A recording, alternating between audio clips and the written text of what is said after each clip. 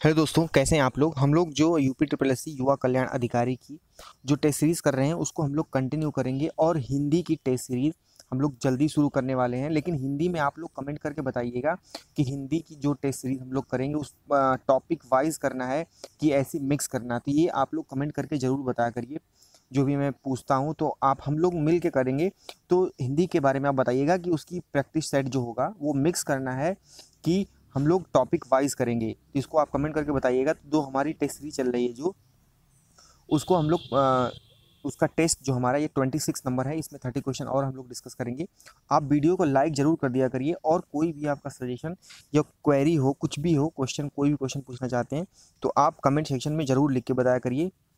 कोई भी आपका सजेशन या क्वेरी हो तो ज़रूर लिख के बताया करिए कमेंट सेक्शन में। तो दोस्तों, स्वागत है आपका हमारे चैनल एकेडमी एनीवेयर में। अगर अभी तक आप लोगों ने हमारे चैनल को सब्सक्राइब नहीं किया है तो प्लीज़ सब्सक्राइब कर लीजिए और बेल आइकन को ज़रूर प्रेस कर दीजिएगा कि जो भी हम वीडियो डालते हैं उसकी नोटिफिकेशन आपको तुरंत मिले। तो आज का फर्स्ट क्वेश्चन है, वो है संसाधन का मूल्य किस पर निर्भर करता है। संसाधन का मूल्य किस पर निर्भर करता है? तो वो करता है समाज की आवश्यकता पर, जो नीड होती है सोसाइटी की उस पर निर्भर करता है। जो संसाधन मूल्य निर्भर करता है तो समाज की आवश्यकता। ऑप्शन सी करेक्ट है। नेक्स्ट है, निम्नलिखित में से कौन ऊर्जा का नवीकरणीय स्रोत है? पेट्रोल नहीं है, प्राकृतिक गैस नहीं है, जैव गैस बायोगैस है। करेक्ट आंसर इसका सी है। जैव गैस जो है वो ऊर्जा का नवीकरणीय स्रोत है, तो करेक्ट आंसर इसका सी हो जाएगा। नेक्स्ट है, अधिकार निष्प्रभावी करने का आदेश प्राप्त करने के लिए उच्च न्यायालय या सर्वोच्च न्यायालय के निम्नलिखित में से किस याचिका आदेश को आवश्यकता पड़ होती है? तो ये इंपॉर्टेंट है। ऑप्शन है परमादेश, उत्प्रेषण लेख, अधिकार परीक्षा या बंदी प्रत्यक्षीकरण। तो इसका करेक्ट आंसर है उत्प्रेषण लेख। बी बी आंसर इसका करेक्ट हो जाएगा। फिर नेक्स्ट है, नेक्स्ट क्वेश्चन देखेंगे, भारत में एकल नागरिकता का विचार कहाँ से अपनाया गया? तो ये अपनाया गया है इंग्लैंड से। अमेरिका में तो डुअल नागरिकता है, इंग्लैंड से अपनाया गया है एकल नागरिकता का अधिकार। तो ऑप्शन इसका ए करेक्ट हो जाएगा, ए करेक्ट है। नेक्स्ट है, business at the rate speed of thought का लेखक कौन है? इंपॉर्टेंट है, business at the rate speed of thought का लेखक कौन है? तो ये हैं Bill Gates. Correct answer C है। नेक्स्ट है, मोमबत्ती का दहन एक है। क्या है मोमबत्ती का जो दहन है वो क्या है? तो वो है ऊष्माक्षेपी अभिक्रिया। करेक्ट आंसर इसका डी है, ऊष्माक्षेपी अभिक्रिया। नेक्स्ट है, ऑप्शन डी इसका करेक्ट है। नेक्स्ट है, सीपीयू जो सेंट्रल प्रोसेसिंग यूनिट होती है उसके बारे में पूछ रहा है कि अंदर क्या होता है। ऑप्शन है एनालिटिकल इंजन तथा कंट्रोल यूनिट, ये बिल्कुल नहीं होता। अर्थमेटिक लॉजिकल यूनिट तथा एक कार्ड रीडर, ये भी नहीं होता। कंट्रोल यूनिट तथा एक अर्थमेटिक लॉजिक यूनिट, हाँ तो ये होता है। करेक्ट आंसर इसका सी हो जाएगा। करेक्ट आंसर इसका सी करेक्ट है। 387 का सी करेक्ट आंसर है। फिर नेक्स्ट देखेंगे हम लोग 388 नंबर क्वेश्चन है, भारत सरकार ने निम्नलिखित में से किस शासक से अपना प्रतीक लेकर अपनाया? तो वो है अशोक। करेक्ट आंसर इसका सी है, अशोक।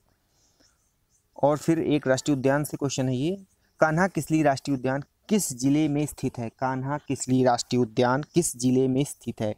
तो वो है मांडला में। और मांडला कहाँ पे है? वो है मध्य प्रदेश में। तो कान्हा किसली जो राष्ट्रीय उद्यान है वो मध्य प्रदेश के मांडला जिले में स्थित है। करेक्ट आंसर इसका सी है। नेक्स्ट है, ऐतिहासिक नगर उज्जैन किस नदी के किनारे बसा है? वो है शिप्रा नदी। कुछ क्वेश्चन आपको सिंपल मिलेंगे। आप लोगों ने कमेंट किया कि कुछ लोगों ने कहा है कि नहीं थोड़ा सही क्वेश्चन है, कुछ लोगों ने बोला कि बहुत सिंपल है। तो अगर आपको आता है तो सिंपल है, ऐसे ही क्वेश्चन बनेंगे, ज़्यादा टफ क्वेश्चन नहीं आने वाले। लेकिन हम लोग मिक्स क्वेश्चन करेंगे, टफ और एवरेज, बिलो एवरेज और टफ सारे क्वेश्चन का कॉम्बिनेशन आपको इस टेस्ट में मिलेगा। तो इसका करेक्ट आंसर है जो है वो सी। नेक्स्ट है, भारत में सबसे अधिक उपज देने वाली खाद्य फसल है वो है चावल। नेगेटिव मार्किंग है, इस वजह से जो इनकी क्वेश्चन का लेवल होगा वो कम हो सकता है। सूचना का अधिकार विधेयक निम्नलिखित में से किस राष्ट्रपति के शासन में लागू हुआ था? इंपॉर्टेंट क्वेश्चन है ये। सूचना का अधिकार जो है, क्वेश्चन है कि सूचना का अधिकार विधेयक निम्नलिखित में से किस राष्ट्रपति के शासनकाल में लागू हुआ था? तो वो हुआ था अब्दुल कलाम जी जो थे उनके राष्ट्रपति के शासनकाल में। तो करेक्ट आंसर इसका ए है। नेक्स्ट है, सुरक्षा परिषद में कितने स्थायी सदस्य होते हैं? इंपॉर्टेंट है, तो होते हैं 5। जो सुरक्षा परिषद होती है उसमें स्थायी सदस्य होते हैं, वो होते हैं 5। नेक्स्ट है निसर्ग संरक्षण प्रतिष्ठान यानी नेचर कंजर्वेशन फाउंडेशन किस राज्य में स्थित है, इंपॉर्टेंट है ये, तो वो है कर्नाटक में। करेक्ट आंसर इसका सी है, कर्नाटक। तो जो नेचर कंजर्वेशन फाउंडेशन है वो है कर्नाटक में, 794 का हो जाएगा सी। नेक्स्ट है निम्नलिखित में से उष्णकटिबंधीय हरित वन का कौन सा क्षेत्र है, कई बार क्वेश्चन आ चुका है।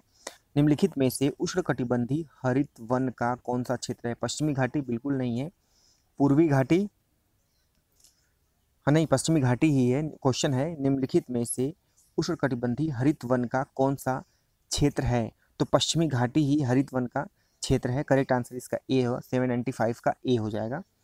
फिर नेक्स्ट है 796 पोलियो वायरस मानव शरीर में कहाँ पर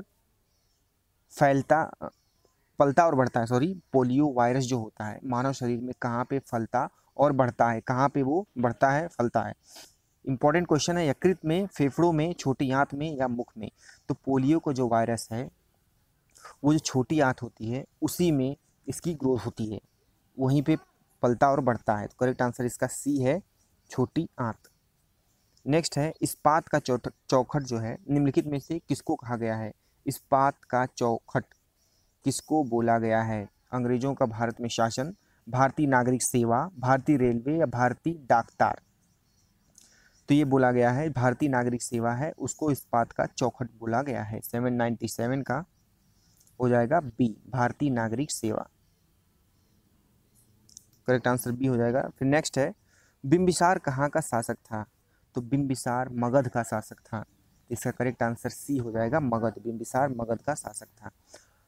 महाभारत के रचयिता थे, तो ऐसे क्वेश्चन भी आ जाएंगे, तो वो महर्षि वेद व्यास थे। करेक्ट आंसर इसका ए हो जाएगा। नेक्स्ट है निम्नलिखित में से बांग्लादेश की मुद्रा कौन सी है, वो है टका। करेक्ट आंसर इसका ए है। हर टाइप के आपको क्वेश्चन मिलेंगे। अभी देखिए ये क्वेश्चन इंपॉर्टेंट है, कॉन्स्टिट्यूशन से क्वेश्चन मैंने बनाए हैं 3-4, तो वो क्वेश्चन लिए हैं, कॉन्स्टिट्यूशन से क्वेश्चन उठाए हैं, तो आप इसको देखिए, इंपॉर्टेंट क्वेश्चन है ये। प्राक्कलन समिति के सदस्यों का कार्यकाल होता है, तो जो समितियाँ होती हैं उसमें सबसे बड़ी समिति होती है प्राक्कलन समिति होती है। इसमें 30 सदस्य होते हैं, मेंबर जो होते हैं 30 होते हैं सदस्य इसकी प्राक्कलन समिति में, और ये सबसे बड़ी समिति है। तो इसका जो कार्यकाल होता है, सदस्यों का कार्यकाल, वो कितना होता है, वो 1 वर्ष का होता है। करेक्ट आंसर इसका बी है। नेक्स्ट है निम्न में से कौन सा सार्वजनिक व्यय पर संसदीय नियंत्रण का अंग नहीं है, निम्नलिखित में से कौन सा सार्वजनिक व्यय पर संसदीय नियंत्रण का अंग नहीं है। लोक लेखा समिति ये है, भारत का नियंत्रक एवं लेखा परीक्षक, ये करेक्ट आंसर इसका बी है। वीडियो पॉज करके आप लोग टेस्ट जरूर दे दिया करिए, आपको बहुत फ़ायदा होगा, करके देखिए, अच्छा लगेगा और आपको बेनिफिट ज़रूर होगा। नेक्स्ट है विश्व व्यापार संगठन का मुख्यालय कहाँ पे है, जो वर्ल्ड ट्रेड ऑर्गेनाइजेशन है वो उसका मुख्यालय कहाँ पे है, विश्व व्यापार संगठन, तो इसका मुख्यालय जो है वो है जेनेवा में।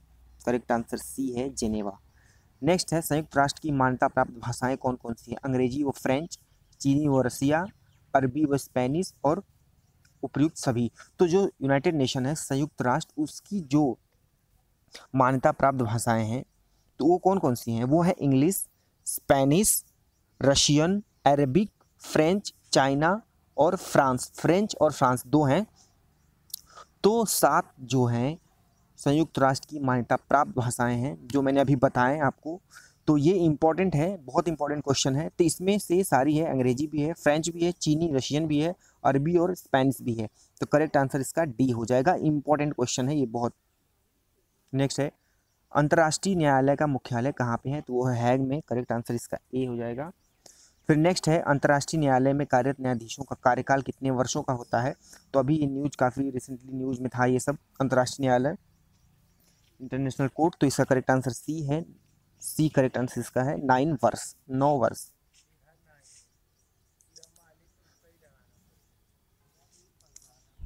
फिर आगे हम देखेंगे, ये 9 वर्ष हो गया। अंतर्राष्ट्रीय न्यायालय में जो कार्यरत न्यायाधीश हैं उनका कार्यकाल 9 वर्ष का होता है।